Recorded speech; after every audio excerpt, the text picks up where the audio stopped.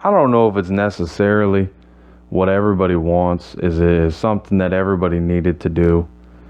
Um, we kind of find ourselves in a place now. And again, thank you for joining the River Street Podcast, episode 23. This is the River Street Podcast, episode 23. I want to thank everybody for being here tonight. Big, big night. Big night for everybody here. Big night. And it's a great day. It's a great day to be alive. Had a great day at the job. Had a great day when I got off the job going to the next job. Had a great day. So my biggest thing is the reason I do the podcast is because everywhere I go, people tell me, Preston, you got a radio voice. Preston, you got this. Preston, you got that. And I say, that's all well and good, and I really appreciate the feedback. So let's make it happen. Let's get on the radio, right? Let me get on the radio. Let's make it happen. Let's stop playing around. Let's stop beating around the bush. And let's stop kidding ourselves. I deserve to be there. And anybody that is an avid listener or listens to the podcast knows I deserve to be there. And it's one of those things where when you start to do something and you feel very comfortable about doing that, whatever it is, you tend to just kind of let it ride. You want to see how it works out. And there's nothing wrong with that. There's never going to be a case where there's going to be something wrong with what you want to do, as long as you're not hurting somebody physically, mentally, emotionally, and you can't protect people from words. I'm a big believer in fight words with words. Don't throw stuff at people. Don't assault people. Fight words with words. I see a lot of videos on the internet. World Star Hip Hop is a good description of what I'm about to describe to you here. So World Star Hip Hop puts these videos out there, and I love World Star Hip Hop. I love the reason and the belief World Star Hip Hop was founded upon. And it's a great outlet for music and artists that are trying to get their name out there that don't have their name out there. The problem I have with it is, if you want to talk about an outlet that promotes violence, and not in a constructive way, not in a way that makes us better, not in a way that benefits us as far as competitive fighting, sanctioned fighting, competitive sanctioned fighting. If it's not that, that is not bettering our, anyone as a society. And then to turn around and say things about the president. I don't know what millennials run these pages anymore. I don't know. I don't care. Don't have to tell me. Doesn't matter. Because cut and dry, if it's not enticing violence, then what is it? Because to me, that's exactly what it looks like. I watched a video today. Young black man. And I really hate to see this video. And I hated to see this young black man in this video. Riled up. Beating on a veteran. Veteran could barely even stand up. And it's those type of videos that really hit home. I don't know what was said. I don't know who threw the first punch, because all I'm seeing is the video. And that video may not be the whole entire story. But here's the thing. What we have on the video is the evidence, right? So yeah, you're a badass. You beat up some veteran. Oh, you're a big guy. You're a big tough guy. Well, guess what, big tough guy? Got news for you. Breaking news for you. It's not how it works in society. You don't just get to put your hands on people to get your point across. It doesn't work like that. If you're such a big badass, why don't you go get in the octagon? Why don't you go fight MMA? That's right, because you get your freaking teeth knocked in. You can't do it. Why don't you go play a professional sport? Take your anger out on the field. My father always told me that. You're so angry all the time. You're so mad all the time. Why don't you go prove it on the field? Why don't you go show it on that football field? Because if you can't show it in what you love to do, then why are you showing me this, sir? And that's the problem I have with the internet today, social media today. We have come to a point, and not to knock anybody, but particularly this young black male. Can't be much older than 18 and can't be much younger than 23. Right in between there. He's a young man out there throwing his life away.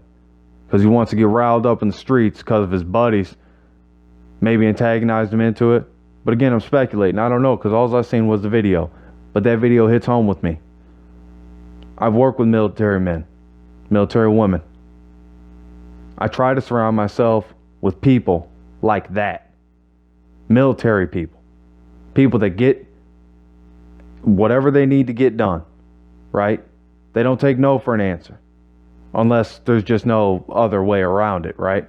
So these type of people go defend our country, make our country's name look good, and then they come home and people treat them bad.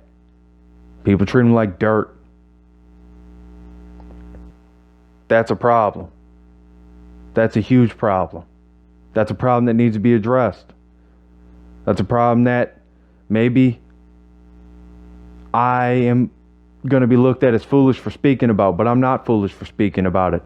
Because, like Martin Luther King said, sometimes silence can be considered betrayal. And today that's why I bring it to your attention. And I don't get religious or into religious beliefs. My mother always told me, politics, religion, Preston, that's not going to make friends. It's not going to make you a whole lot of friends talking about that. What I always countered with was, well, I need to have the type of friends that I'm able to talk about these things with.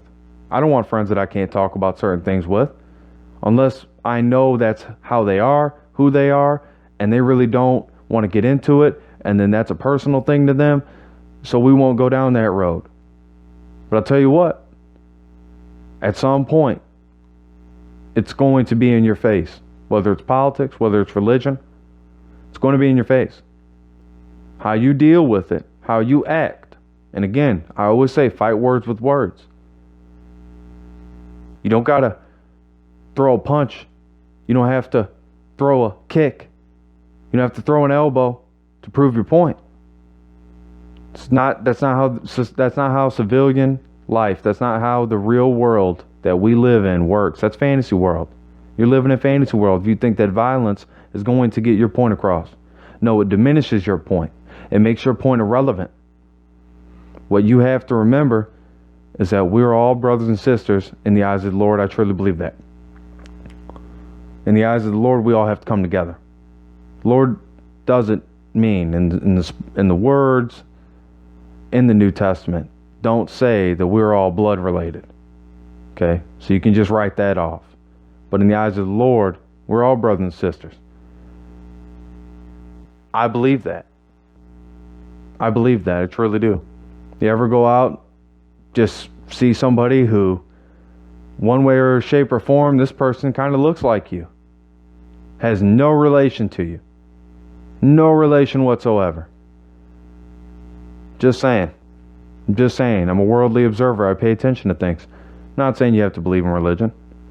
But we hear a lot of people want to bring up Martin Luther King.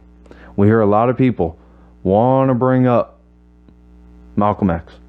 We hear a lot of people that want to bring these figures up, these public figures up, these great men. They don't want to talk about Jesus.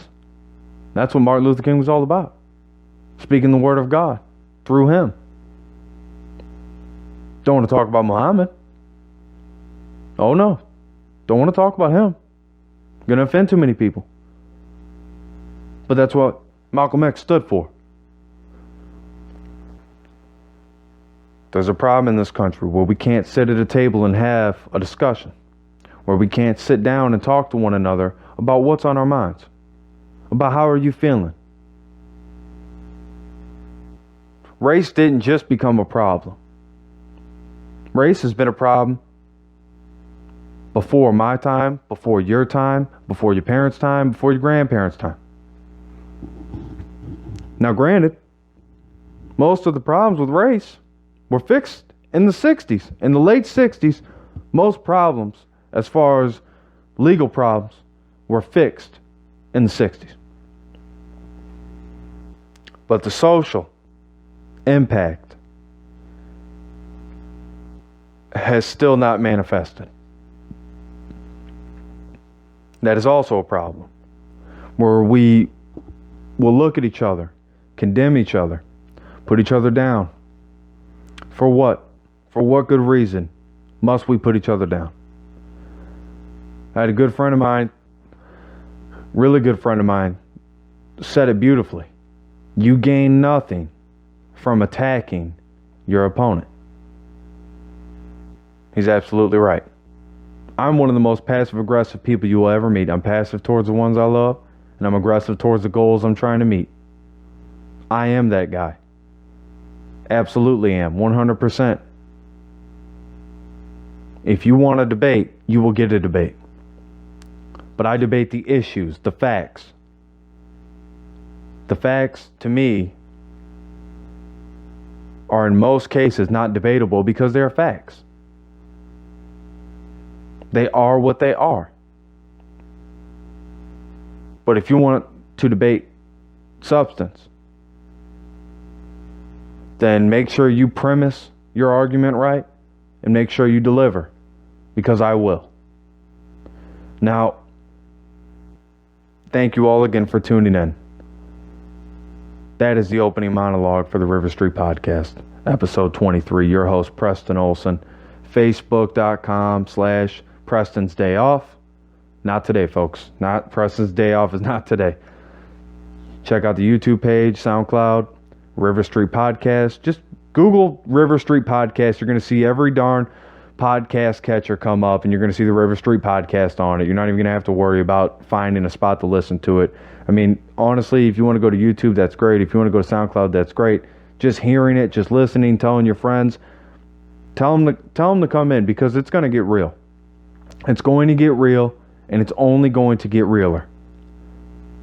I'm not going to tiptoe on issues when I bring them up. Now, something interesting I want to talk about. Really interesting. That's just been on my mind. I've just had it kind of sinking in there. And right now, I'm an hour and about a good 30 minutes south of Chicago, the inner city. So what I will say to you is, being out here, little more isolated, still in a fairly big community. There's no, in my specific town, there's no fast food.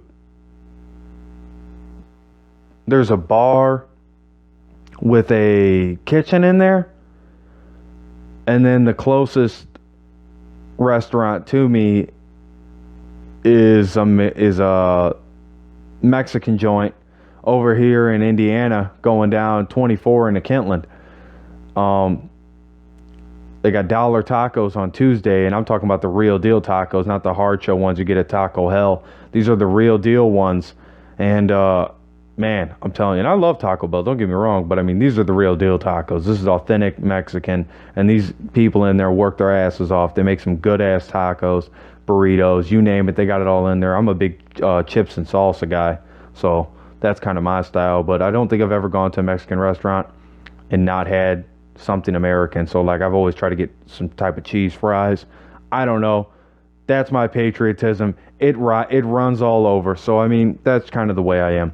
But when I look at life as a whole, I kind of lose cravings for fast food, being away from it so much. And I don't know if that's good or bad, because to me, I mean, I'm a big believer in give your body what it wants.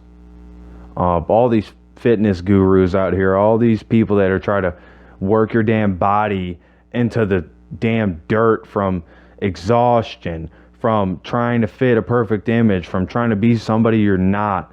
You know, I think the biggest thing you can do is be who you are, right? Just in layman's terms, be who you are. That's it. Just be who you are, and everything else will work out. Just don't be just a dumbass, right? Just don't be a dumbass, and it'll work out. I find a lot now that I don't want fast food even when I go out. I don't want it. I want a quality meal. Now, every night you might not want to cook. That's perfectly normal. But what I will say is, you're going to get more out of a home cooked meal, especially with leftovers, being able to eat it the next day. When work starts to get hectic, you might be in a pinch and you don't want to run anywhere, right? And I look at it from the standpoint of maintenance in my car, gas in my car for this. Spend $5 at McDonald's to get a couple sandwiches, and I could probably get probably get 3 sandwiches, and then I got to pay another probably $6. Then I could have a fry, and then if I spend $7, then I could have a drink, and that's it, But see, I think like my go-to. What's your go-to meal? Tell me what your go-to meal is, because my go-to meal is. I want everybody that listens. Tell me your go-to meal at a fast food place. My go-to meal at McDonald's is 2 McChickens. Large fry, large drink, and I'm set. I'm good. I'll probably eat one more time in the whole day after that. That's it. I'm not a big eater. But when I do eat, I eat to get full. And that's it. And people say, well, yeah, obviously. No, a lot of people don't. A lot of people just eat to have energy. Or a lot of people just eat because they feel like they're going to burn it off later. So I think you're going to run into that. But like me, being who I am, I know if I go to a Steak and Shake, it's tough call because I got so many different options. But I don't look at Steak and Shake so much as fast food as I do like a quality restaurant. If I go to Taco Bell, I don't have a go-to at Taco Bell. One thing I always get is a beefy, cheesy potato burrito. Now, I always get that when I show up at Taco Bell. Here's the difference, though. Everything else is hit or miss with me at Taco Bell because I've tried different things. And I went there the other day, and I had a good experience. And I bought like 7 or 8 things because I got something for my brother, too. And I didn't really ask him what he wanted, but he's so damn picky. I don't really want to ask him what he wants. I'd rather just surprise him, and if it's bad, it's bad. If it's good, it's good. I mean, just be happy I got you something. And I got him like 3 things, and he didn't like any of it, so that was pretty cool to me because he still ate it. So I mean, you don't like it, but you still eat it. And sometimes it's like I tell people, like, if you don't like something, just put more sauce on it. Just load it up with sauce. And I think we all get worried about, like, everybody wants to be this bodybuilder type person, and I gotta have a 6-pack, and I gotta have these muscles. And look, it's okay to be in shape, and then there's called being obsessed and being a health nut, and that's not a good thing. I don't think that's a good thing to be a health nut. I think it's a great thing to be in shape. I think it's a great thing to go for a jog. I think it's a great thing to wake up in the morning and have energy and go and clean, get something done, be productive. But a lot of times, I know when I get up, because really my day gets going full throttle in the afternoon, 1 o'clock. It's full throttle from there on out. So I have to pick and choose when I'm going to do the podcast because I know that my schedule is going to be hectic. I'm going to get busy, so there's no avoiding it. I don't know what my go-to would be for like Burger King because I'm thinking about the things that are close enough to me for me to go to. Burger King is usually, I always just make sure to get a Whopper, and then it's kind of whatever else I feel like I need. A drink, some fries, that's a must. I mean, I'm like this, like I can have a case of pop at the house. I could have a 2-liter or whatever at the house. But if I go somewhere to eat, I got to get a pop there, right? I got to get a soda, whatever you call it. I call it pop, but people get all freaking weird with the lingo and like, oh, call it a pop. I didn't know it was a pop. Thought it was soda. Well, it's a pop. It's like, it's okay, soda pop. What do you want from me? I think that it doesn't matter what the hell you call it. I mean, it just doesn't matter. I don't care what the hell you call it. I don't care if you call it hillbilly piss. It doesn't matter to me. It's just a drink. It's a beverage. And then people go, oh, well, it's actually a soft drink. So here we go, right? So it's just never ending. So I never really pay attention to vocabulary when it comes to drinks. A drink is a drink, as far as I'm concerned. It could be pink lemonade. It could be all Arnold Palmer iced tea. I don't give a damn. My point is, I gotta have a drink whenever I go out to eat. What about you? Do you gotta have a drink when you always go out to eat? Every time? Gotta have a drink? Because I know I do.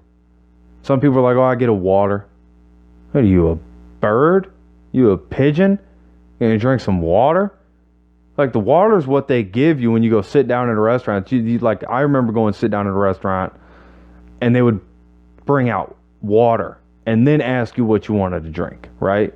That was just a standard thing. Like, you don't go back and order water. Like, no, get a beer or get a lemonade or get a pop. Like, let's be real here. What are you still drinking water for? Like, this is not a hot dog eating contest. You know, get a real beverage in here. You know, some sugar, some caffeine. Because you sit down for dinner, obviously you're sitting down to eat, but you're also there to talk, discuss the day, the events that took place. What happened good? Anything bad happen? What can we do to fix that? You know, and you want to have a joyful conversation when you sit down to eat with other people. So when someone's just like, oh, just give me a water, I'm just like, wait, you having a, you know, you're gonna order some birdseed next? You know, when they come back, you want to get, you know, some pigeon scoops. What do you want? So, I don't know. To me, it's one of those things where if you go out to eat with me and you order water, I just kind of look at it like you don't want to be there that long, because I order pop and then I have a refill, and then that's when I usually know the dinner's coming to a close. Because I'm not a fast eater, but I'm a pretty fairly quick eater. If the food is really good and I'm really hungry, I don't inhale it, you know, because I don't want to be rude in front of other people. But I'll eat quicker than a lot of people, because I think it's just a fact of when I eat, I like to savor the food. But if I haven't eaten all day, or if I just eaten one small thing like an apple, a box of raisins, because I eat throughout the day. I snack a lot. You know, I eat some raisins. I love raisins. I eat raisins here and there. I eat grapes, eat some fruit. I try to have some fruit every day in my diet, because, you know, I'm always going to get vegetables in my diet, because I'm a big canned food guy, and I'm a big box food guy, and it's nothing but vegetables in there. So I'm getting vegetables all the time. Do I get fresh produce? Yes and no. I'm starting an onion small garden now. I got an onion garden going. It's really small, but I'm really looking forward to that. And then I want to get some tomatoes and some strawberries. And I think that's about it for this year. I don't want to do too much. Maybe some peppers, but that's it. I'm drawing the line at peppers. After green peppers, I'm drawing the line. No more. That's too much work. And, you know, Mother Nature's going to take its course, but the way I did it and the way I have it set up is that I could bring it all in if it's a bad storm, because of how deep these pots are that I have. It's a really nice, small, compact garden. I'm one person. You know, I have a cat, but other than that, I'm one person, and I don't expect him to be eating my onions and my tomatoes and my strawberries, because he's an inside cat. You know, he goes outside when I'm outside, and that's the only time he's allowed outside, because neighbors got pit bulls out here. Neighbors got all types of dogs that get off the leash and just run around like crazy. And I can't have that when I'm not watching him. You know what I mean? I'm just like protective with my animal like that. You know, it's like, that's my friend, you know. It's my cat, but that's my friend, because, you know, at the end of the day, he's the one kicking it with me. The NBA draft. My quick thoughts on the NBA draft. Number one, Philadelphia 76ers made a smart move by going up in the draft. But I feel like the Philadelphia 76ers are also that team that they've really botched the draft, right? They're like the Chicago Bears at the draft. They just pick a guy because he's good. They really don't care. I don't think they care too much about his backstory. I don't think they care too much about, you know, what type of teammate he is. I just think they're just like, this guy's a good player, let's get him. And they did. They went all the way up. They didn't take a chance on Lonzo, which is cool, good, whatever. But they didn't take a chance on DeAndre Fox. That was a mistake. That is my favorite player in the draft, DeAndre Fox. number one, he was the best player in the tournament.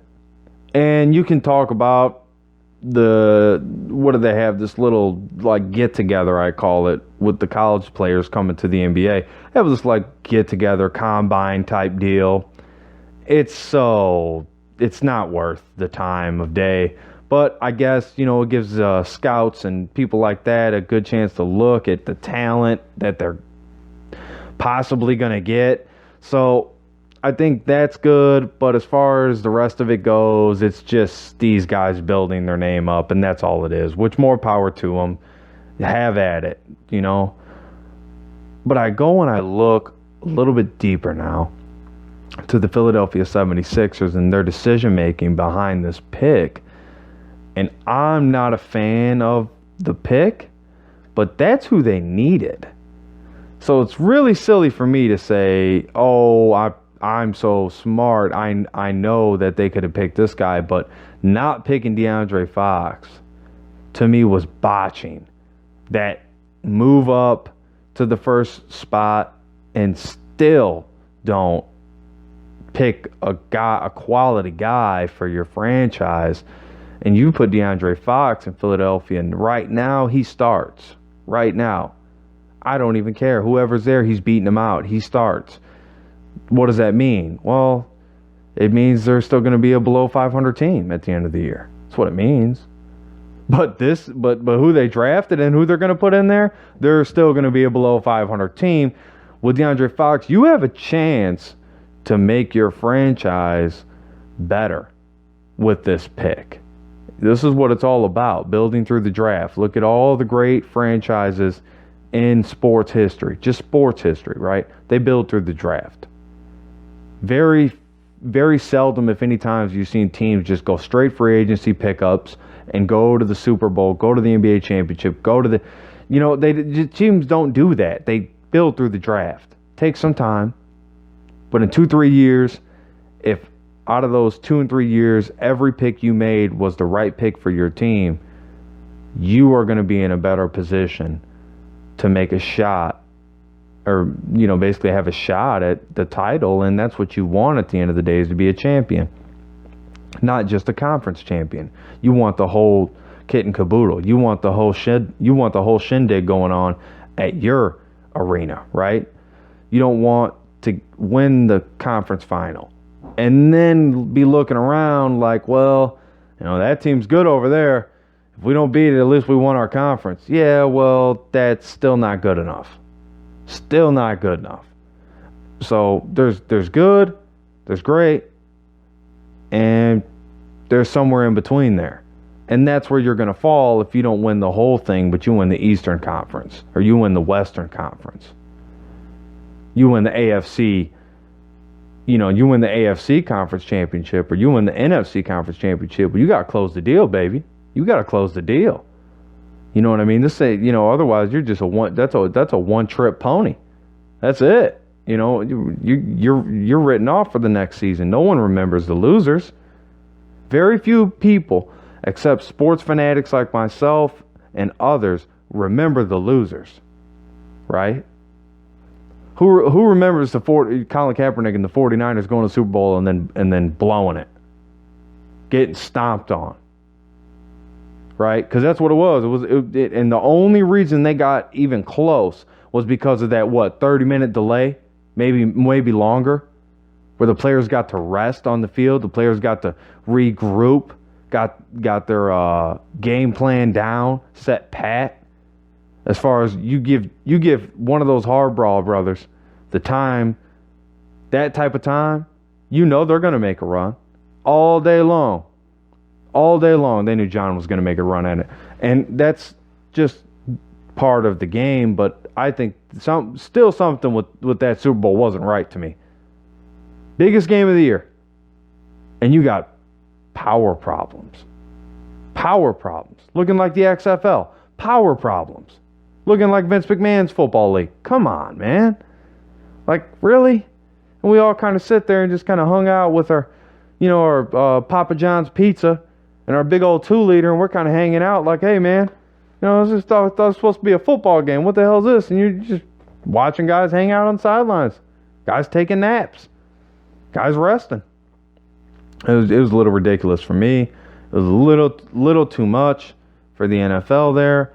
But it's the NFL. They're going to bounce back, and they did very well, and they have since then. But still, I look at games, and I'm like, something's not right here. Something's not right here. A lot of times you see it where the circumstances become the morale, the circumstances of the sporting event. What has happened, what has transpired, what has taken place outside of the game, off the field. Power issues. A fan running on the field maybe, right? That gets guys fired up. Guys try to go and tackle him. You don't know what that fan's going to do, so it's a safety concern for guys. And they want to get him off there just as quick as he came on. In the NBA, you see it every game where guys let the officials get in their head more than other players do. And that's a problem. Because I think as an NBA coach, you're dealing with more egos. You're dealing with guys that have brands, charities, big organizations outside of this game. But they let these refs get to them. So what does that say about them? And what does it say about the refs? Well, I think what it says about the refs, short and simple, is they're making the calls to the best of their abilities. And sometimes they overstep their abilities, but that's a hard profession. How many guys, how many of your friends right? Anybody listening, how many of your friends right now want to be a professional sports referee? How many? Not as many that want to be professional sports players, I can guarantee you that. The players letting the refs get into their head is the biggest concern I have with professional sports. I remember sitting with my grandfather as a very young kid, watching sports,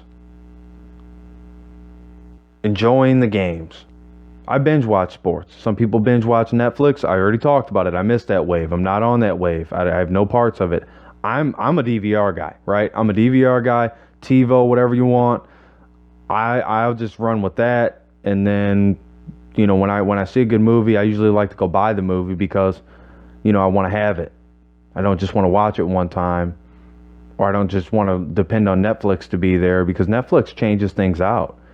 Netflix had shows on Netflix I liked that they took off because not enough people watched them. So I had Netflix at one point, but now Netflix is really blown up, and the media plays a big part in it. And don't get me wrong, I think Netflix is great, but there's no difference between Netflix and me and my DVR. There's no difference. There's no difference between Netflix and me going to buy the movie. Oh, you'll pay your $9 a month and you'll be happy that, you're paying for the Netflix and everything like that, and you got all these shows you can binge watch and everything like that. But there comes a time where your shows aren't my shows. Can't watch live sports on Netflix. So right there, that's a problem. Can't watch live TV. That's a problem. Because there's live shows that come on TV. You're not going to see them on Netflix. The only thing Netflix has is its competitiveness and its edge over Hollywood right now. Because Hollywood is even trying to really... People in Hollywood are really trying to take their talents to Netflix, overtake their talents to the studios just right there in Hollywood and get on the big screen. They'd rather be on the Netflix screen because it's turning out that it's reaching more people, which is great. I think it's a beautiful thing. But there is an interesting thing going on in the NBA draft where I watched teams step up and pick players. I think the Knicks got a good pick. No one's talking about the Dallas Mavericks. I think they got a good pick.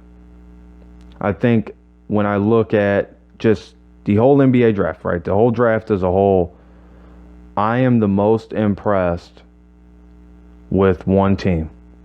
There's one team I am more impressed with than any other team, and that's the Chicago Bulls. That's right. They got rid of Jimmy Butler. Jimmy Butler's been there a while. Jimmy Butler was there when Derrick Rose was in his prime. When Joakim Noah was Defensive Player of the Year. Still couldn't get it done. We don't have a Joakim Noah Defensive Player of the Year. We don't have a Derrick Rose in his prime. How is Jimmy Butler going to carry this team? He's not. He can't do it. He knows he can't do it. Dwayne Wade knows he can't do it. And Jimmy Butler wants to be in Chicago, right? He wants to be in Chicago. But if you want to be in Chicago, hanging out with Mark Wahlberg all the time, talking to him about how you might go to Boston, well, that to me, that's a little bit different. You're saying one thing, but you're doing another. We don't have to worry about it anymore. He's gone. He's out of there. Jimmy Butler, one of the greatest players to ever play for the Bulls in Bull history. In Chicago Bull history, he's one of the greatest Bull players to ever be there.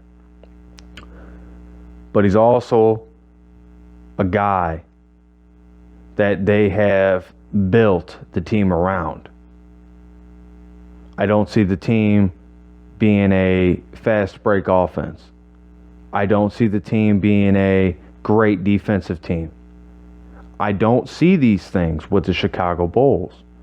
I followed them all year long. I didn't see it. I see a lot of games that were really close that the Bulls luckily pulled out because of Jimmy Butler and his clutch gene, his late game heroics, put the Bulls over the top many a times. But there are other elements and other key pieces of this Bulls team. Lopez at the center. Mirotic from the corner three, from the pocket three, or he can space the floor. He's an all right defender when he plays hard. We have Zach LaVine now, or Zach Levine. I don't want to butcher it. I don't want to say it wrong because I really do. I don't like talking down someone's last name. That's important to me because I wouldn't want anybody to do that to me. We will have words. So Zach LaVine is a great player. I'm hoping he is the Derrick Rose of today. I'm hoping he makes that impact in Chicago and on the city of Chicago. Because Jimmy Butler, the one thing Jimmy Butler and of Jimmy Butler I like the most is how much he cared about the community. He cared about the community a lot. Did a lot for the kids in the community. Did a lot with his charity, his organization. Did a lot with the Bulls organization to make life better for a lot of kids that have a bad life in Chicago. And I commend that. I commend him for that. But we're talking about basketball. We're talking about the game of basketball specifically. Jimmy Butler couldn't get it done. Plain and simple.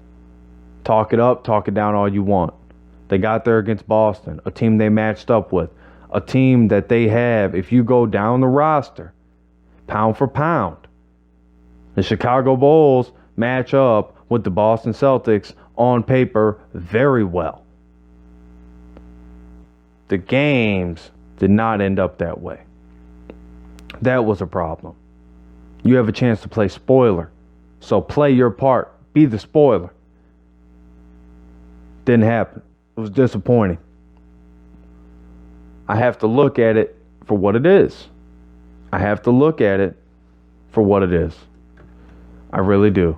Because if you're a Chicago Bulls fan and you can honestly look me in the eye and tell me that you want to keep Jimmy Butler, which is going to leave you with less cap room to keep other players, which is going to leave you with less options. Remember, less options. Remember that. We also got the rookie Lauri Markkanen. Chicago Bulls have Lauri Markkanen. This is a big deal. This is a good, solid point forward. We have another floor spacer, another guy who can run. That's what we need. That's what we need. It's a lot of things that happen. A lot of things that happen in the NBA that make you look at the game for what it really is. It's a fast-paced game. You have to be able to spread the floor. You have to be able to shoot the three. You have to be able to play good defense. If you can do those things, you are a team that can match up with the Golden State Warriors. But you have to be able to do it. You have to spread the floor. You have to control the pace. You have to be able to slow the tempo. And if you can't slow the tempo, then you got to be able to match the Golden State Warriors pound for pound. Guess what? This Golden State Warriors team this year is going to be hot as long as they keep all the pieces together. I don't think that they can for much longer. If they do, this will be the last season they do that. But the biggest issue with all 30 teams in the NBA is how they let the refs affect the game. So when I look at players coming into the league, I look at how they are and what are their personalities like, because their personality is what carries over to the court, which is what carries over to either accepting or not accepting. And I'm not saying agree with everything the ref does, but I'm saying there's a time and a place for that. And it's setting an example for young basketball players out there that if things don't go your way, that you can complain, throw your arms up, stomp up and down. What kind of example does that set? It's not a very good example, if you ask me. And look, I'm not an NBA player. I'm not the one setting the example. So that's why I'm speaking about it today, because I see NBA players like the Ray Allens. You know what I mean? These guys, like Ray Allen, they played the game. They played the game. They knew what it was. They knew what it meant to them. And they were absolutely okay with it. That's why when I look at guys coming into the league, I look for that kind of, how do I put it, Kawhi Leonard type mentality, where I'm coming in to play this game. And no matter what, no one's going to stop me, not even the refs. And if they give me a bad call here, they give me a bad call there, they give me a couple bad calls in a game, I'm going to persevere. I'm going to push forward. You know, see the Kawhi Leonard attacking the refs verbally. You just don't see it. But you see it with the Golden State Warriors. See it with the Cleveland Cavaliers. You see it with many other teams. Something about that San Antonio Spurs team. Maybe it's just the way they're coached. Maybe it's just the discipline that team has. Whatever it is, I respect it. And the other 29 teams should take note.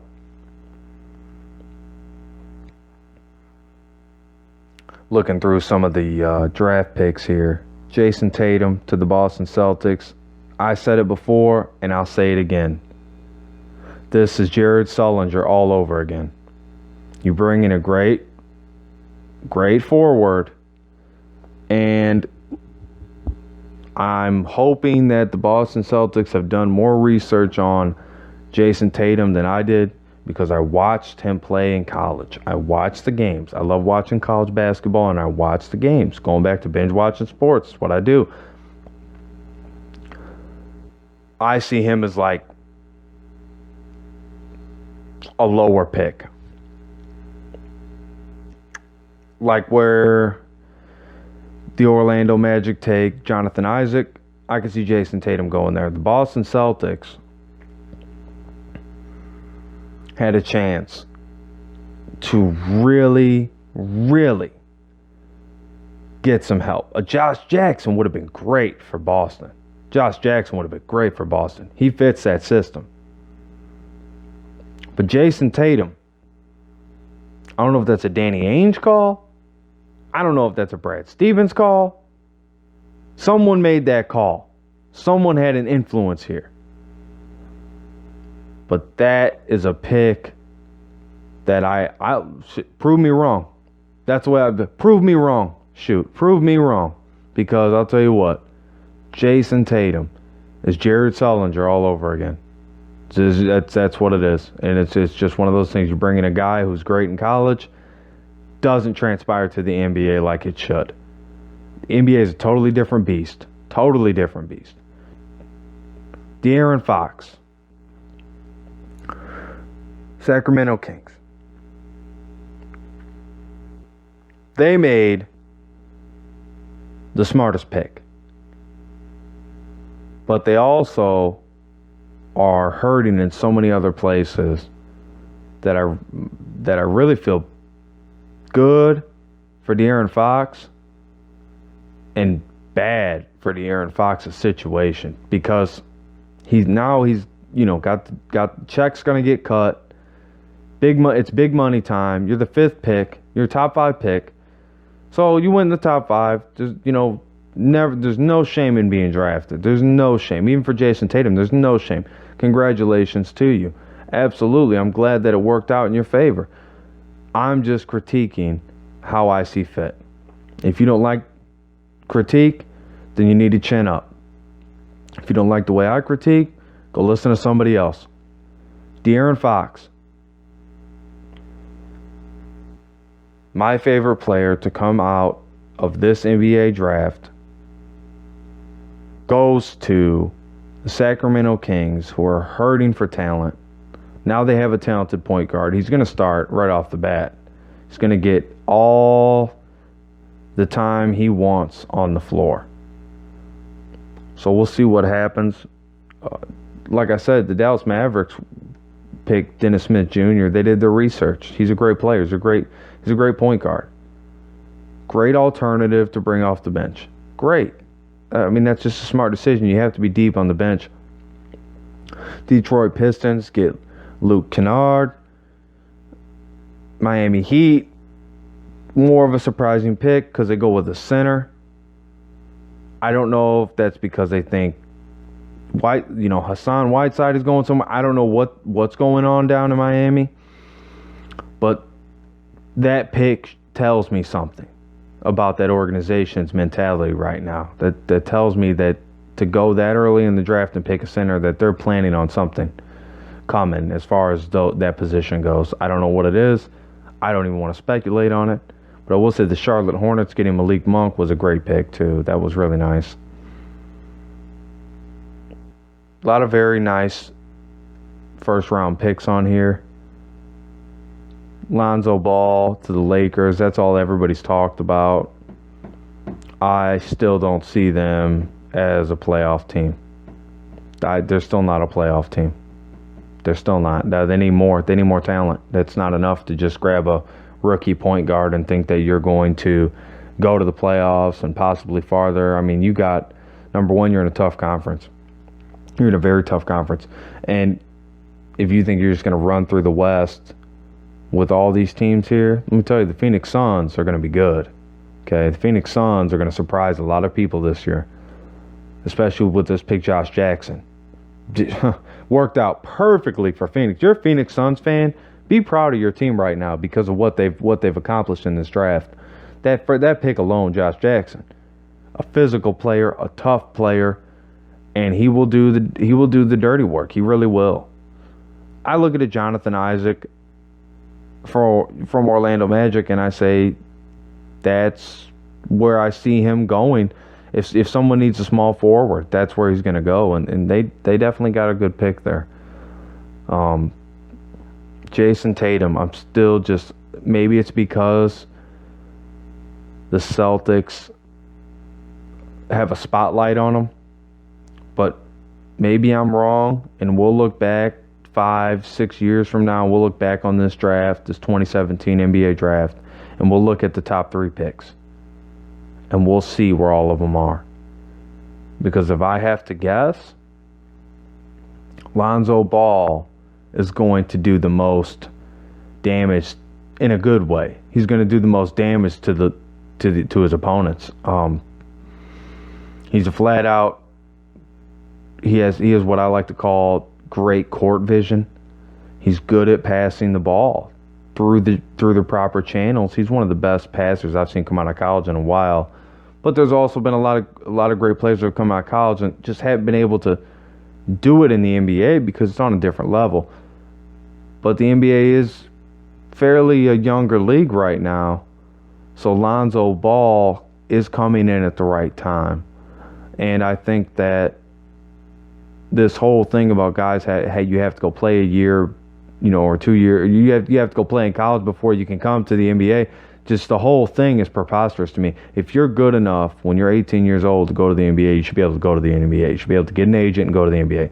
No questions asked. Shouldn't even have to worry about college because you're not even planning on finishing. So you go there with the mentality that that's not a priority. So it's really hard for me to buy in to universities' academic platforms when they are really all about their athletics, and the money the athletics brings in is beyond what the academic side brings in, because the academic side is really just a lot of debt. It's just a lot of debt because of how many students want to go to your school and don't want to pay for it. They want to take a loan, and then they want to turn around and tell you that's too much money for them to pay back. They shouldn't have to pay all that back. You didn't have no problem taking the loan. You didn't have no problem taking that loan out to go sit in college for 4 years, working a part-time job, working some job you don't care about. You didn't have no problem doing that. If you even do that. I had a teacher tell me one time he didn't work a day in his life till he graduated high school. And then he worked a little bit in college. Only a little bit. That's it, just a little bit. He became a teacher. So it just goes to show you the mentality that the universities are pumping out right now. That's just the mentality that the universities have. Is just come here. If you're lazy, it's okay to be lazy. And we'll give you this piece of paper that says you're smart. And yeah, you pass some tests. Here, come sit down. Come sit down in this room and pass some tests. Yep, write some papers. Yeah, write some papers. Yeah, well, what are we doing today? Well, I'm going to give you a lecture, and then you're going to write a paper. You're going to write a paper, and we're going to grade that paper. And based on that paper, we're going to give you another paper. And then after we give you this paper, we got another assignment for you. And this assignment's really a big deal. You know why? Because it's another paper you got to write. And that's what college really boils down to. Unless you're going to school for a trade, or you just want to better yourself through education, and you don't know how to self-educate yourself, or you don't know the proper way to do it or go about it, or you just don't have a lot of influence in your life. Maybe you don't have the best parents and you think that this is the way to go. More power to you. God bless you. Hope it works out. I'm just speaking my mind. And what's on my mind is that it's not always the best. I thought I wanted to go to college when I was in high school. Thought that was going to be my route. This is what I'm going to do. Yeah, I'm getting an education. I'm going to go to college. I graduated high school. The first thing I said is I need some money. Done with this sitting down all day not getting paid. Done with it. Over it. Well, Preston, you know that you can grasp knowledge in any book, but to get a degree is really proof. No, it's not. Don't throw your propaganda at me. Don't throw your college book shit at me. Don't do that. Let's talk. Let's be adults about it. Look, if you want to sit down and talk about college opposed to a trade, I'm all for using college to help your trade out. Whether you're a welder, whether you're some type of engineer, and you really want to go down that route, you want to trade at the end of the day because that's where the big money is, and it is. But if you're going to college, and your goal when you get out is to be an office worker, I'd say that's sad. I would even raise you a little bit higher than sad and say that's pitiful. That your goal is to be an office worker when you get out of college, because college, the whole idea and concept of it is to put you in that type of setting where you're able to work in an office and know how to run the fax machine and know how to scan a document up to your computer. I mean, a lot of this stuff that you're going to learn in college is stuff that you're not going to directly apply to your career. That's where I have a problem with it. That's why I've always been a hands-on guy, but I'm also a visual learner. I like to see it. I like to see somebody do it. And, I'll put it like this. I like to see it in writing. I like to see somebody do it. And then I like to do it. Then I know. Three different ways of learning there that you just got to experience. 3 different ways. And sometimes someone has to tell you something 3 times before it really sinks in your mind. That's what the National Health Institute of America tells us.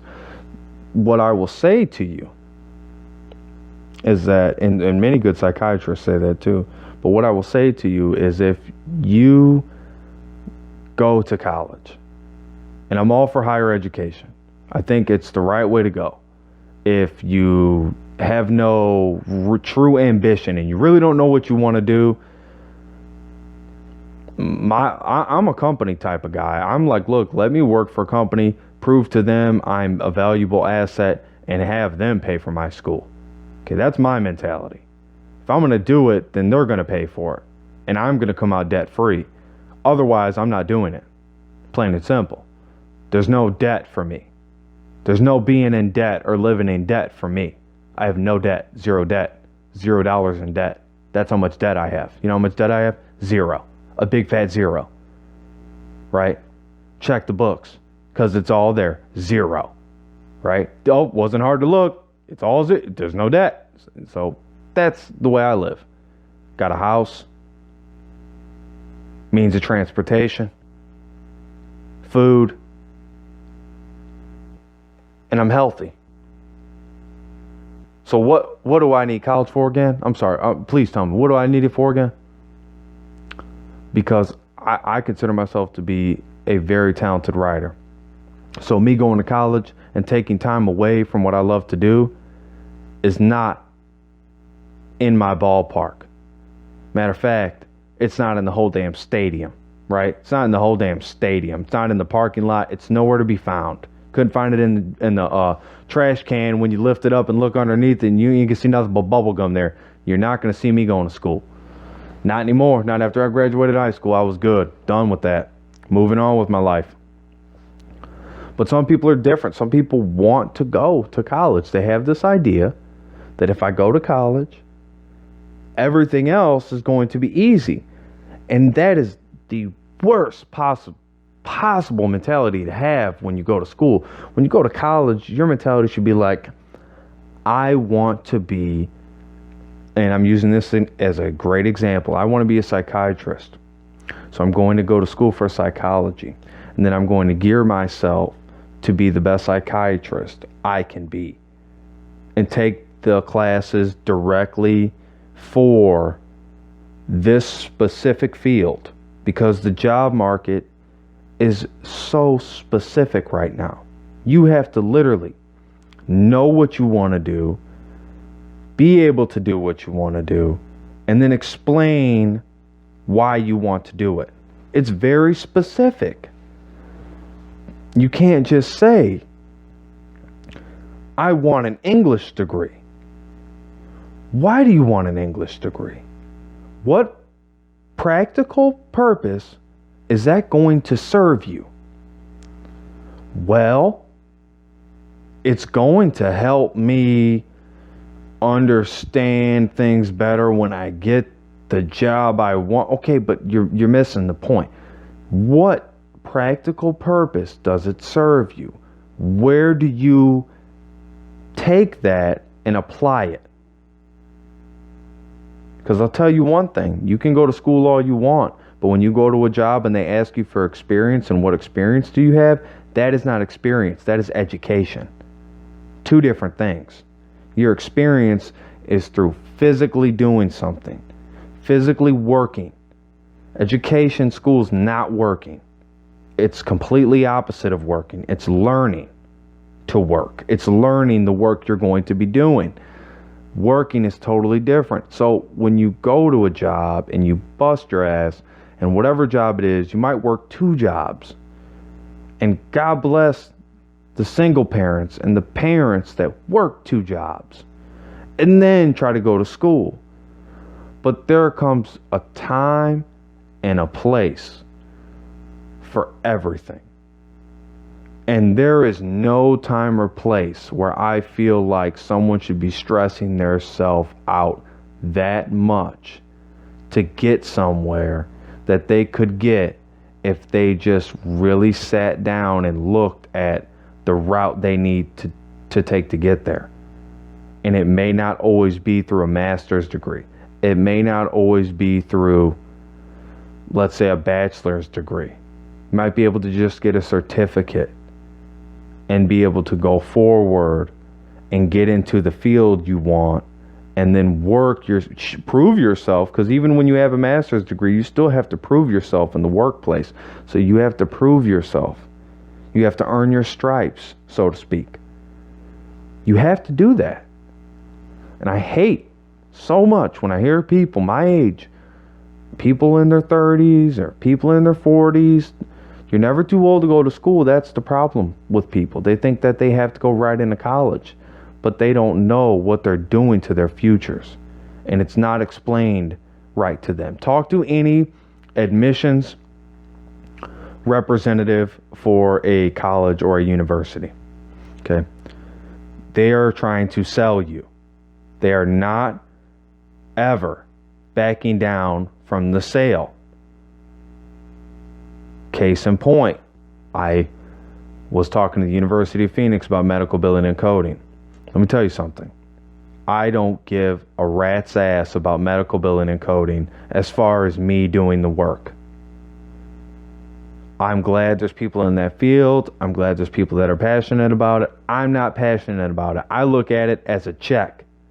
That's where the money's at. That's how I'm going to pay my bills. That's how I'm going to keep a roof over my head. That's how I was looking at it, right? So I talked to them about going to school, do some online classes. I'm working 2 jobs. I don't have time to go to school, come back home. I don't have time. So I want to do it from home. In the mornings, when I have as early as possible, I could do these classes and it would work and everything would work out fine. And they explained it to me. They sold me on the idea. They didn't sell me on the substance. What I wasn't sold on was how adamant they were about selling me. And when you have to literally beg somebody to go somewhere, it's not worth it. It never is. In my experience, it never is. So when they're basically begging me to go there, I got red flags going up. There's some red flags going up. And that's not a good thing. You don't want red flags popping up. Now, I'm not ready to commit, right? I'm ready to sign up. I have financial aid, says they'll pay this much of it. So I would come out with a very small amount of debt. This is something around $5,000, unless I found a grant that would cover that. It would be $5,000. That would be the total debt. Not bad. But I didn't go through with it. I said, no, I don't want to do this. I don't want debt. I don't want debt. I don't want something I can't pay for. I'm a firm believer. If you don't have the money for it, you don't need it. I'm a firm believer in that. So anybody that I ever dated is the same way. Because otherwise, we're just not going to gel. Because I look at it like this. If we're dating, it's one thing. But if we want to start getting serious, then we need to start helping each other and being a power couple. We have to help each other. And I don't mean give you money and you give me money. I mean, we talk about our money. We have to be able to talk about it. And me and my girlfriend right now, we can talk about it. It's fine. It's all good. Sometimes she's like, no, I want to buy this. I want to buy this meal for us.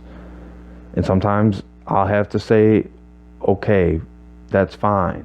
And I have to let my pride down and let her do it. And then there's times where I'm like, you know what? I'm buying this. I don't care what you say.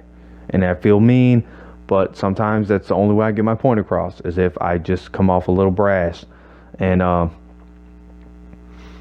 it's just the way it is sometimes. And, it's like, look, I don't care what you say, I'm paying for it, and then sometimes it's got to be like that because I don't want someone to feel like I don't care. And I feel like sometimes if I'm a little more pushy with my words, people understand that I really am passionate about it and let me pay for this, and I got it, it's fine. But I'm all about that. Talking it out.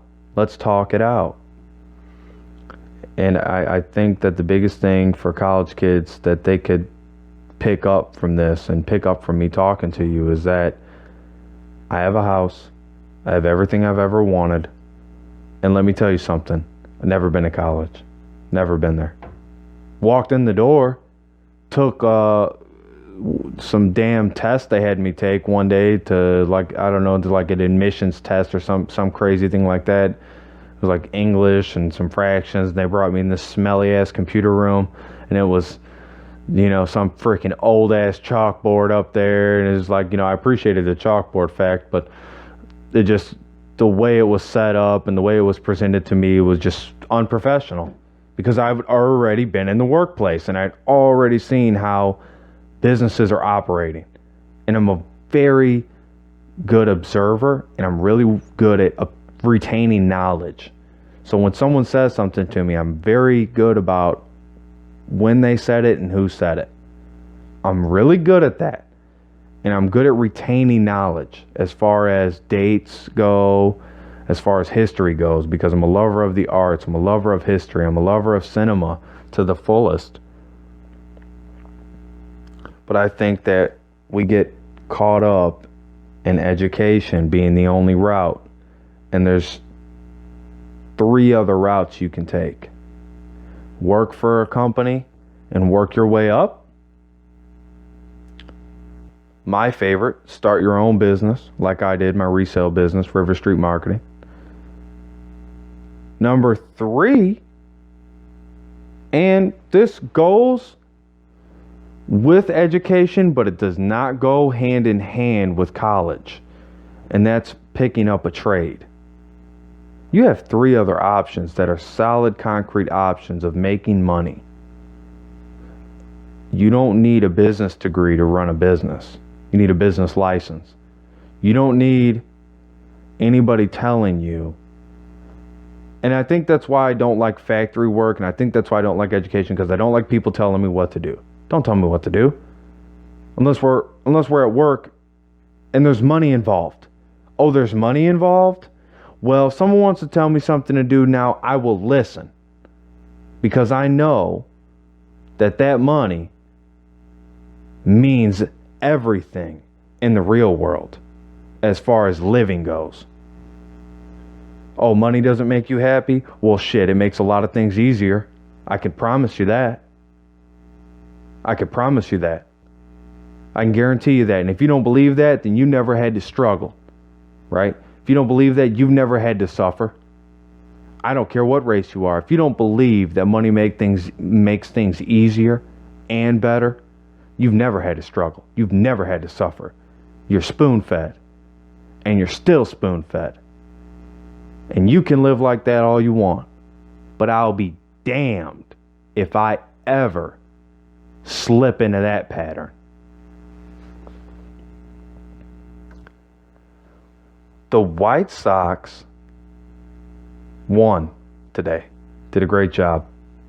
Very proud of my White Sox. Very proud. Southsiders, give your White Sox a big round of applause. Give yourself a pat on the back for being a White Sox fan.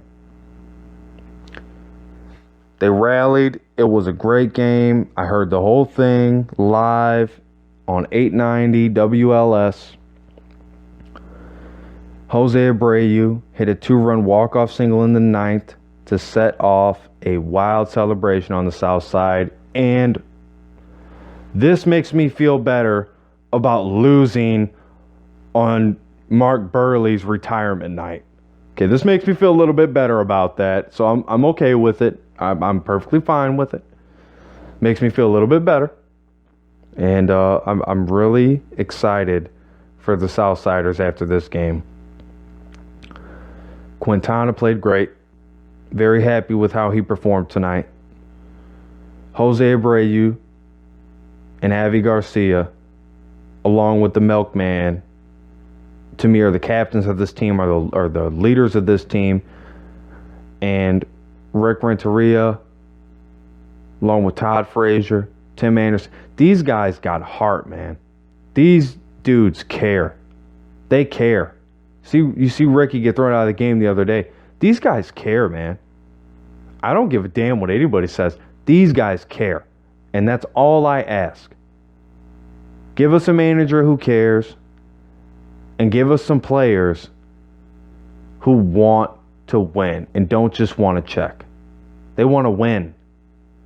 And we got some younger players now. They really do want to win.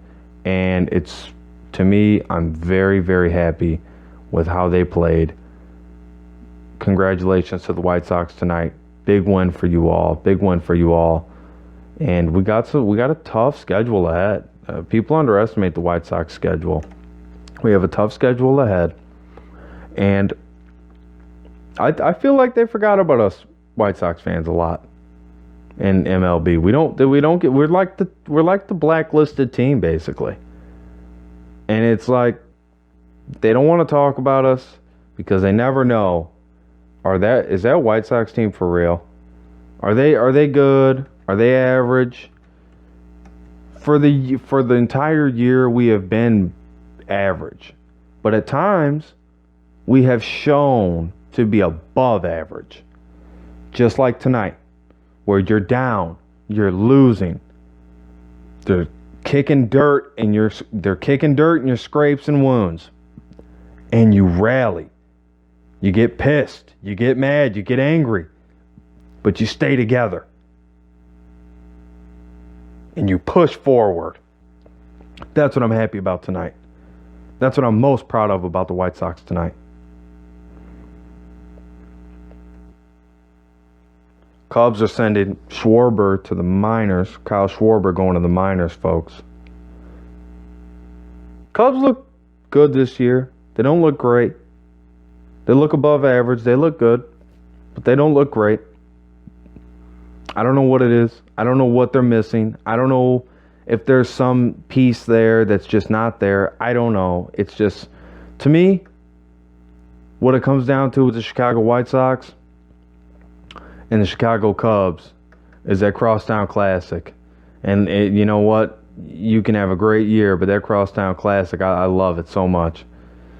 White Sox they've fallen off the beaten path as far as the record goes.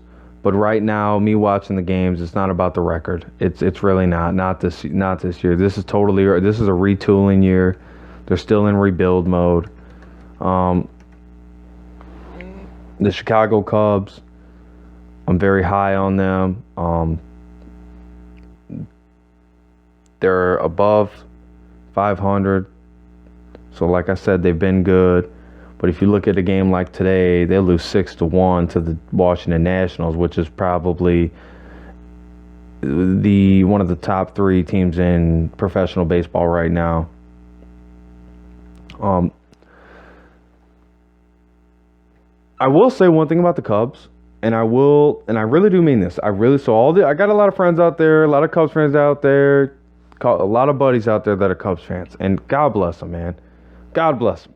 You all rooted for that damn team since you were born. Some of them are in their 40s. Some of them are in their 30s. You guys have been rooting for that team 30, 40 years. No title until last year. God bless y'all, man. Just God bless y'all. Because I'm looking at it like, you know what? At least the White Sox gave me one in 2005. And I was like, okay, we'll get another one within 20 years. I mean, I really do believe that. But like the Cubs, man, for so long. Just a dry spell. Just the driest of spells. You know, it's just like Merlin came out of the woods and just put the worst spell on the Cubs. He came out of there off of Oak Lawn. He came out of Oak Lawn somewhere and he just threw some terrible curse on them. And it was just it. It was it. And I've just never been more proud of a city than I have been of Chicago when it comes to sports, because it really does bring us all together. It really brings us all together, and I'm really proud to say that I was born in the Chicago suburbs, and I'm really proud of where I'm from, really proud of the big city Chicago, And I'm really proud of all the sports teams there, even the Bears. So I'm not a Bears fan. Everybody knows it. Everybody I know knows it. I've never been a Bears fan. I'm not going to even play that side of the fence tonight. You know me. I'm a Green Bay Packers faithful, and I always will be. I grew up, it was Brett Favre, baby. You know what? Monday Night Football, that was Brett Favre Day to me. You know what I mean? That was Brett Favre Day. I used to get home from school. Only thing I was worried about was making sure I was going to be able to watch Brett Favre. That was it. I remember the night, I'll never forget it, the night his dad passed away. And went out there Monday night and played against the Oakland Raiders, threw 5 touchdowns. And I've never witnessed a game, I've never witnessed a sporting event still to this day that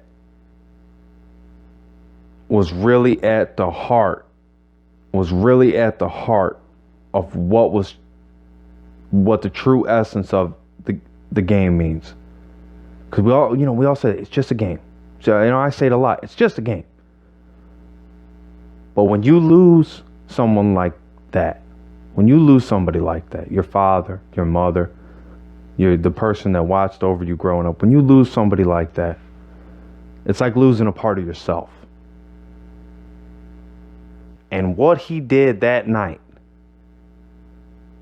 is a direct reflection of why he's in the Hall of Fame. Is a direct reflection of the pride Green Bay Packers fans have right now, currently, in this day and age. Brett Favre paved the way for guys like Aaron Rodgers to shine. Because there was no more pressure. There was no more, and I don't like to use that necessarily term there, but I'm going to phrase it that way, and I'm going to premise my statement here this way. There was no more pressure on guys like Aaron Rodgers and guys with that type of ability. They're just not. It's right now. It's like, look, if we all know Tom Brady's the greatest of all time. So that argument, I don't even like having that argument, because Tom Brady is the greatest of all time. He's playing in a day and age where the game is faster, players are bigger, players are stronger, and guys are just meaner. They're just flat out meaner. And they're just on that field, and there are a lot of cold hearts on that field. A lot of cold hearts. Brett Favre gave you a look. Gave you a look inside of what an NFL player has to go through. On what it means to be an NFL player. Brett Favre gave us that. He gave us 90s babies that. He gave us 90s generation kids that. He gave us that.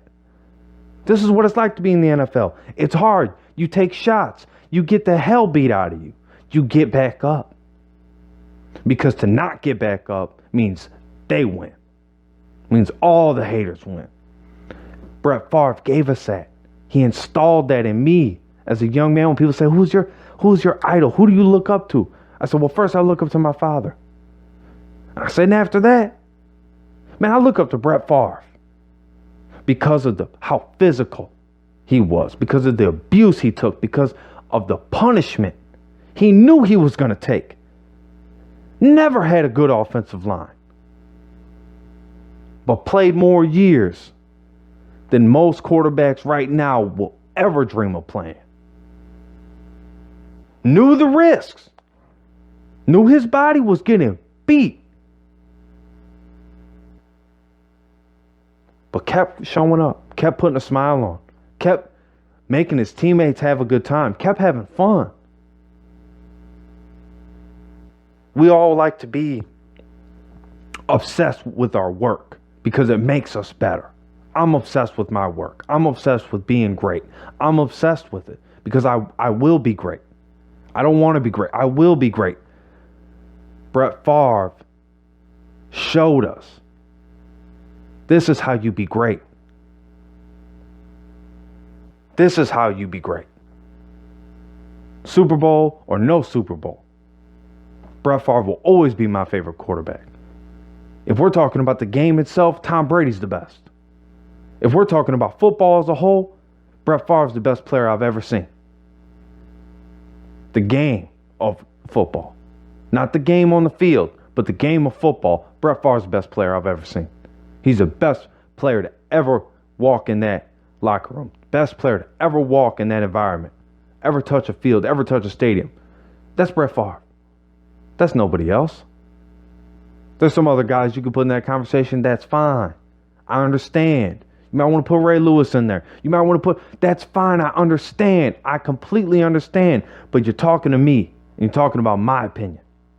And my opinion is Brett Favre gave me a look at what it's like to be an NFL player. Brett Favre gave everybody a chance to see his life. What his wife was going through. What the media was making him out to be. How they, after, post Brett Favre era, try to make him look some type of freakish way. I'm not looking at that. I'm only looking at that because the media is putting that in my face. I'm looking at Brett Favre for who you are, sir. For what you mean to me. And all football fans. Because if you're not a fan of Brett Favre, you're not a fan of football. Plain and simple. Because Brett Favre was football. I used to get ripped on. I used to get ridiculed for wearing my Brett Favre jersey to school. For being the kid at school that was always going to back up his Packers. Even if Brian Urlacher jumped over the center and sacked him. I was going to be that guy that said, you know what? Not only is that the quarterback of the Green Bay Packers, that's a quarterback of life. That's the guy who's controlling life right now. He's in charge of life right now. He's in charge of his life right now. A lot of guys think they're in charge of their life, want to be in charge of their life, but they're not in charge of their life. Brett Favre was in charge of his life. Every day. Don't ever forget it. Don't ever think I'll forget. Because I won't. I'll carry it with me until my grave. I'll pass it on to as many people as I can. The knowledge I have about sports. The instincts I have when it comes to seeing certain players and certain personalities. The intuition I have when I could say, I want to give this guy a chance even though he's showing all the signs of a failure. Brett Favre is the one who showed me to be open-minded when it came to athletes, when it came to sports. That was Brett Favre. That wasn't nobody else. That wasn't nobody else. It was never nobody else. My parents did a great job raising me. Great job. Blessed. Absolutely blessed. And there's no way for me to repay them except to try to talk to them whenever I can and to just be a good son, to stay out of trouble, to make my own path the way I see fit, but not step on other people's paths along the way. That's not what I've ever been about. But when I see something like a Charlemagne the God, like some of these characters, some of these clowns, what I call them out there, I gotta speak to that. I gotta speak on them. But then I get that Brett Favre mentality that says, no, you don't. You don't have to speak on them. You don't have to worry about them. They're nobody. The loudest ones in the room will always be the first ones to go. But we build up the loudest ones in the room a lot nowadays. And that's why they're not going that fast. But they will go. They will be gone. Eventually, their time will pass in the spotlight. And they're gone. And God bless them. Very happy with the news of Conor McGregor and Floyd Mayweather. Very excited. Ecstatic. Can't even sit still. I'm so excited. We can talk all day. We can talk each other to death over this. Conor McGregor will beat Floyd Mayweather in the 7th round But before it goes to decision, he will beat him. He will put him down. He will put Floyd Mayweather down. I don't like to say that because every time I have picked against Mayweather, he has proven me wrong. It's sort of like the Patriots. Every time I've went against the Patriots, they've always won. The times I've gone with the Patriots, they've lost. So it's just one of those things where it happens in sports. You can't always be right. No one's always right. So the way I'm seeing it is very, very interesting. Conor McGregor is one of the best stand-up fighters in today's age. Floyd Mayweather is 40 years old. He's going to be 40 years old when he fights this fight. Number one, do you remember Ray Mercer versus Kimbo Slice? If not, go watch that fight. Ray Mercer, legendary boxer, one of the best to ever do it. Go watch that fight. The only other thing I could see happening is if it goes to the judge's decision, the judge's scorecards, they will give it to Mayweather. He will fight well. He will move very well inside the ring. Again, the ring, not the octagon. Like the fight I told you to go watch. It's in the octagon. It's different. But I want you to get an idea of what happens when boxers, because Kimbo Slice to me was a boxer. I mean, he was a street fighter, yeah, but he was boxer. That's all he did was box. So just go and look at that. And you tell me the crossover that Ray Mercer had when Ray Mercer, I think he was 39 when he fought that fight. The parallels are pretty similar here. I'm looking at Conor McGregor. I'm saying, McGregor, man, you have more to lose than Floyd Mayweather has to lose. How will you respond to that? He's going to respond to the critics. He's going to respond to the doubters.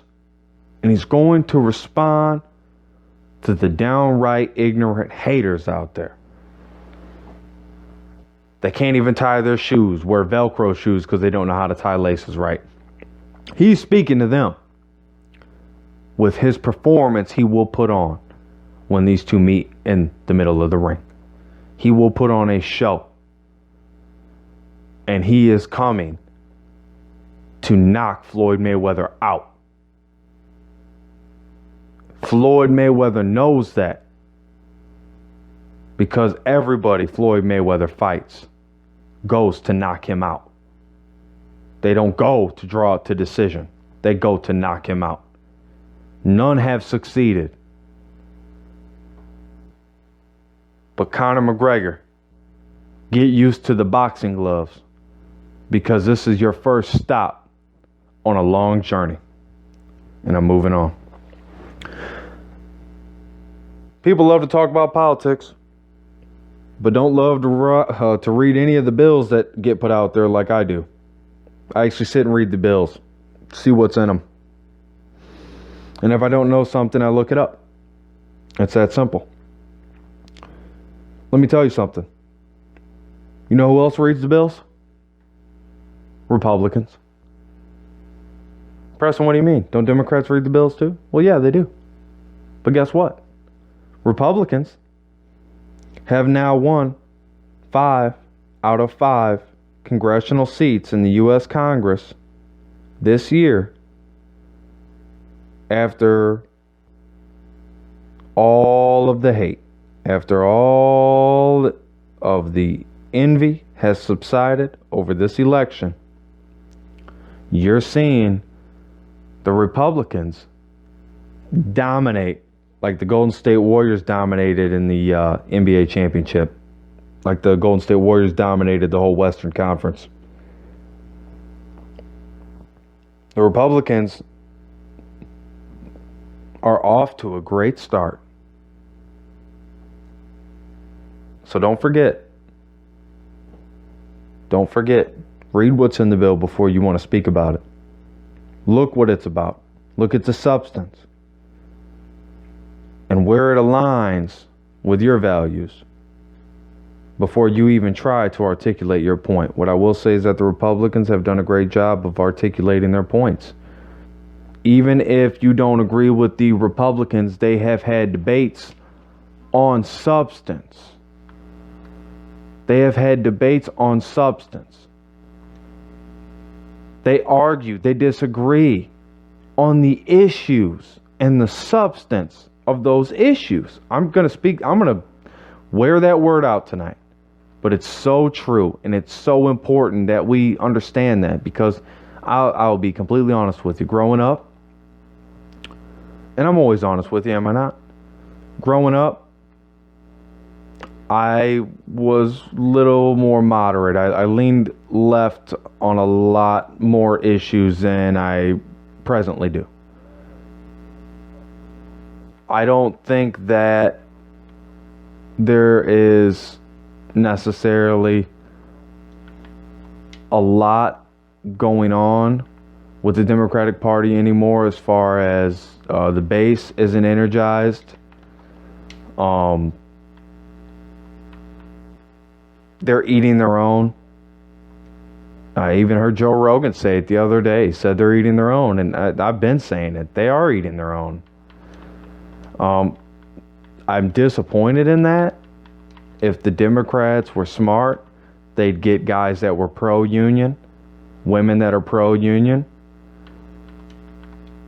and they would just run with a union tag over them, because they've lost their union base to the Trumpsters. They really have. They lost it to the Trumpster in the election with the undecided votes. A lot of those votes were union members. And I don't know if there's necessarily a statistic to pull for that, but what I will tell you is the union members I talked to told me they voted for Trump.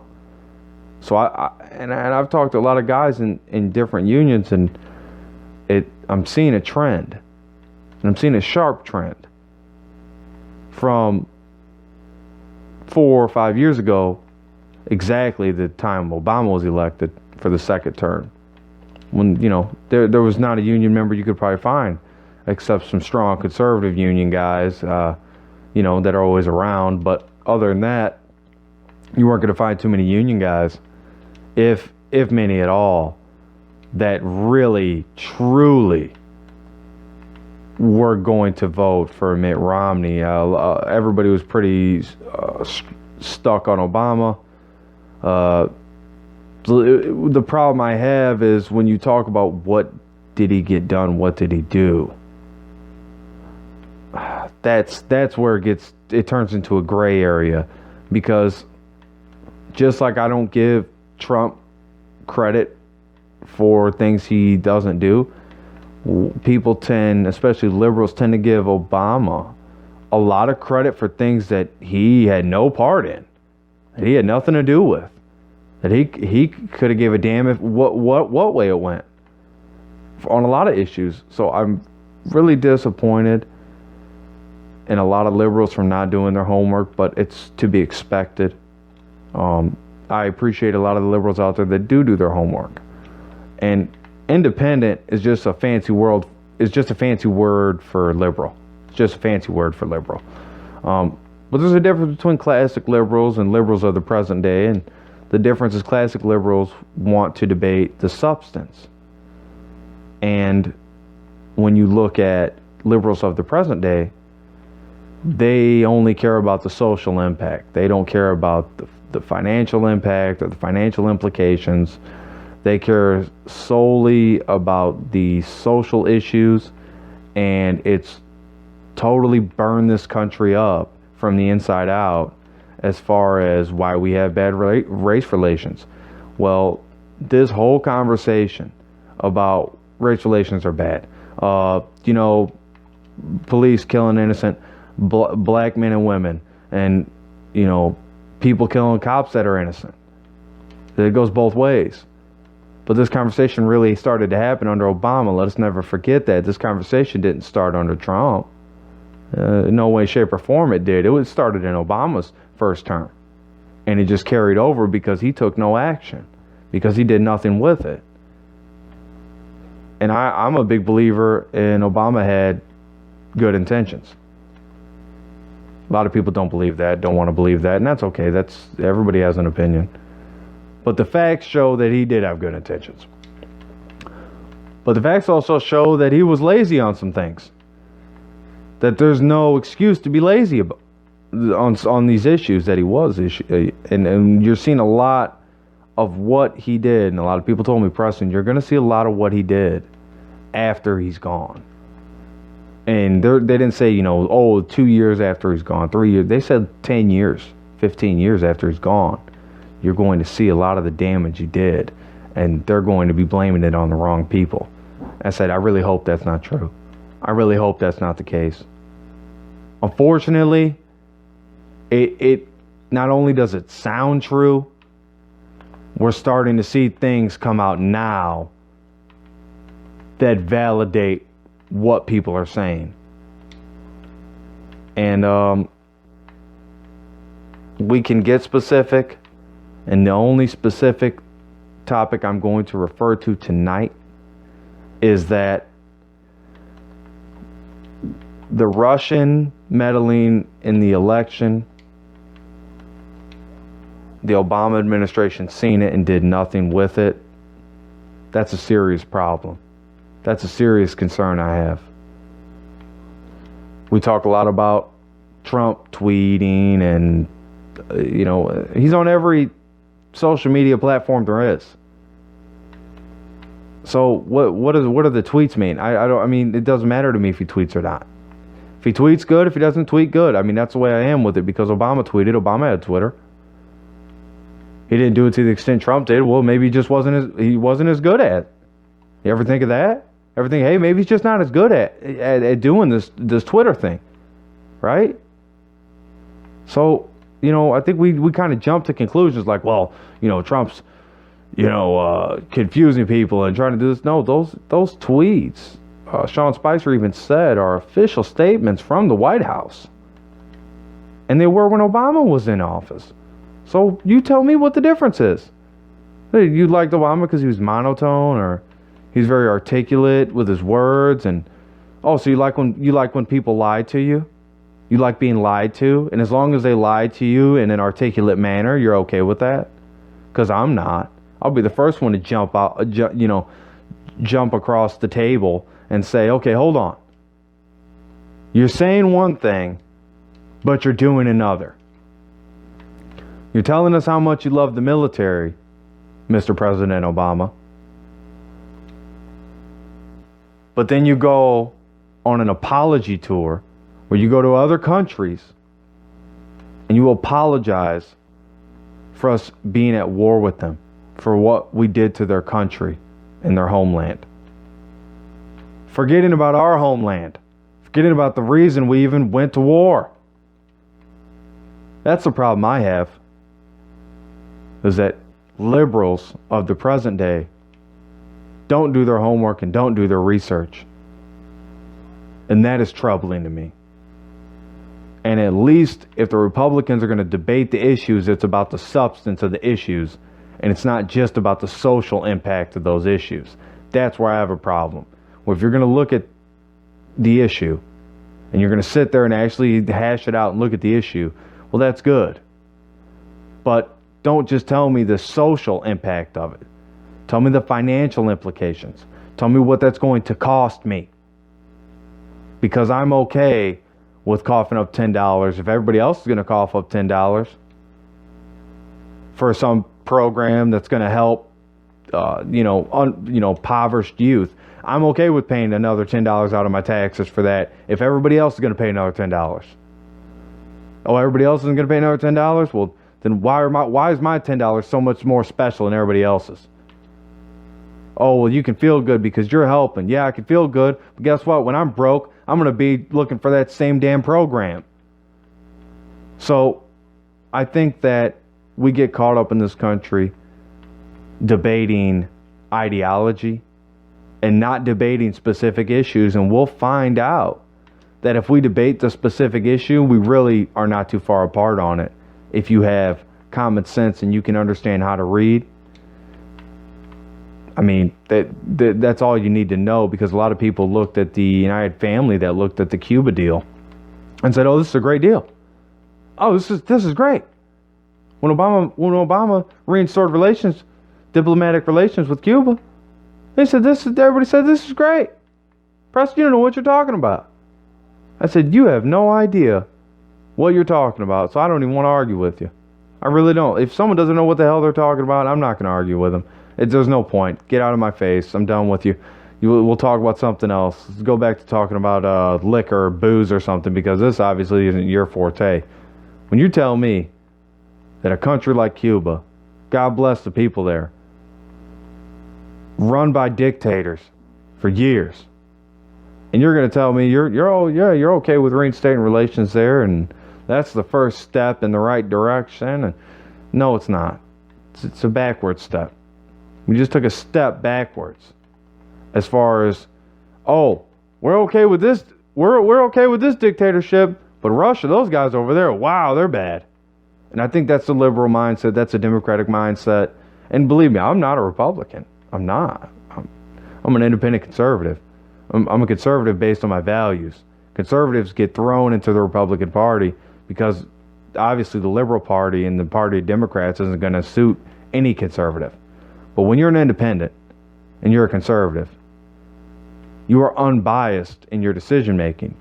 But my decision making is based on one thing and one thing only. Is what you're putting forward, does it go against the Constitution in any way, shape, or form? Does it go against the Bill of Rights in any way, shape, or form? Does it infringe on any of my rights as a U.S. citizen to speak freely, act freely, and do as I please as long as I'm not hurting anybody or breaking the law? If none of these things are checked, then I'm okay with that bill. There's nothing in that bill that's saying I'm it's going against what I believe in. There's nothing there as far as my value system goes. Now, if it's something where we're restoring diplomatic relations with a foreign nation that has made it clear that they do not like us as far as their leadership goes. They didn't like Obama, and Obama gave them this, what I call, plea bargain, and said, "Here, we're gonna do this. We're gonna send our planes there. We'll send our cruise ships there. We'll have a big old good barbecue. Okay, come out there, have a good old barbecue with y'all. Not only that, we're the ones that are gonna do the barbecuing for you, right?" So I think that's where we get a little sidetracked, is the fact that not only do we help other countries, man, we damn well make the bed they sleep in. And that's a problem.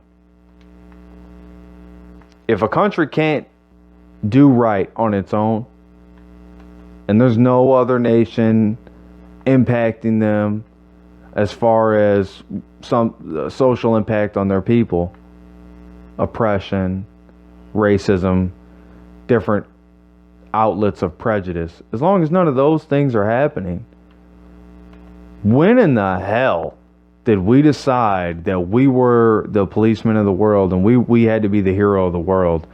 I'm a big believer in the Ron Paul school of thought that says, yeah, well, we can go to another country and blow the hell out of them, basically, right? Blow the hell out of them, blow them all, blow everything up. We could blow all this shit up, and we go to these terrorist countries, we blow all this shit up, and then we look around and we go, all right, now what? Because now it's just some crazy rogue lunatic is just going to take the reins and start to run that terrorist country. And it just keeps happening in the Middle East. And we're in too deep now to turn back. But it's a damn good lesson going forward for this country that we have to learn. That it's just, and all of us should be learning. Every day we should be learning, but we really should be learning when it comes to this specific issue. And the issue of terrorist governments and terrorist nations that do not like us, that burn our flag, that curse our people, that curse our military. There's no place in my heart for those people. I don't want to see anything bad happen to anybody. But I damn sure don't want to see anything bad happen to my countrymen and any American. Any true red, white, and blue bleeding American should be able to concur with me on that. Junk file of the week, folks. If Illinois does not have a budget, we will lose the Powerball in the lottery. We have 3 days left. Will they get it done? I really feel like there's going to be some type of stopgap funding where they just push something through and get the school, get everything, because I think the schools, no matter what, are always going to be fine. It's everything else. It's the pensions. It's one thing after another that you want to be worried about pension reform, yes, but you can't have pension reform until you have a budget. So the budget's the main priority. The economy is the number one priority.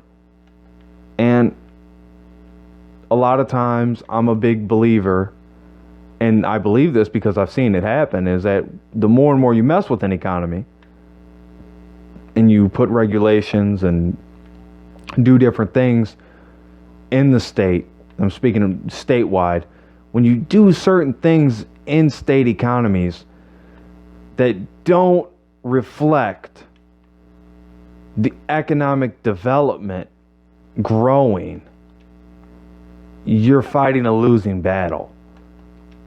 Because the only way to truly grow an economy is to lower taxes on corporations, lower taxes on small business owners, and let them be able to hire more people.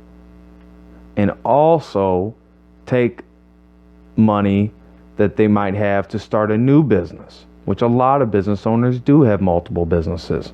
So it's not any stretch of the imagination. It's called a bottom line.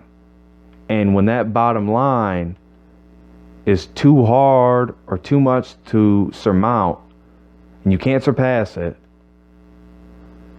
then you run into the problem with the economy going downhill. Small businesses are the backbone of the economy. All you Obama lovers out there, those were his words. So why are small businesses hurting so bad? And we have Linda McMahon, head of the Small Business Association now, which I love that pick. That was awesome. Talk about putting someone in the right place. You put someone in the right place with Linda McMahon. Now, there's always an upside and a downside to everything. So the upside is you got someone with real concrete experience, real hard experience in the field of business, and Linda McMahon, who not only, along with Vince, controlled an empire, but built an empire, then built extensions in that empire, and helped other businesses and other people build their brand, and anybody who's ever been to the WWE is grateful to them. But Linda McMahon has so much experience and so much to give back. That's what it's all about. She's giving back. She's a very kind-hearted woman. She's very well spoken, and she's very intelligent. Ben Carson, I follow him on Facebook. He's making a lot of noise. Good noise, mind you. Him and his wife, Candy, doing a great job. Doing a great job with HUD. HUD. They're doing a great job. And the media doesn't report that. CNN doesn't report that. Fox News doesn't report that. ABC, I mean, you name it, they don't report that. They don't report what's going on. So I gotta go and look myself, because I'm not getting it from the news outlets that I try to rely on, but can't. You try, you want to, but you can't rely on them. But the junk file this week, Illinois, if we do not get a budget, downstate in Springfield, the whole state suffers. We're going to lose the Powerball. And then, in my opinion, that's just the beginning of losing the whole damn lottery. Because once you, it's like cutting the head off a snake, the rest will fall. Once you cut the Powerball off, the rest is going to fall. It's just a matter of time. Hidden gem of the week. Hidden gem of the week is a petition going around right now in the state of Illinois. It's a petition. You can find it on the governor's page. You can find it on Illinois Policy. The Illinois Policy Institute, they do a great job. Illinois News Network, they do a great job. But it's a petition for property tax relief and relieving the burden of property taxes on the already burdened taxpayer in the state of Illinois. I signed the petition. My name's on it. I have no problem signing it. And I encourage you to go sign it. I posted it on my Facebook page. I posted it on the River Street Marketing Facebook page. I'm going to get it up on the River Street Marketing website very soon here. And again, you can always go check out the podcast on the River Street Marketing website. Folks, we're coming to a close here. My final thought is, today is Wednesday. It's almost 1 o'clock in the morning. I want everybody to have a great day. Don't have a wacky Wednesday. Have a winning Wednesday. That's right. Winning Wednesday. That's what we're going to go by from now on. And I encourage everybody to get back to me about your cravings that we talked about at the beginning of the show. What is your go-to?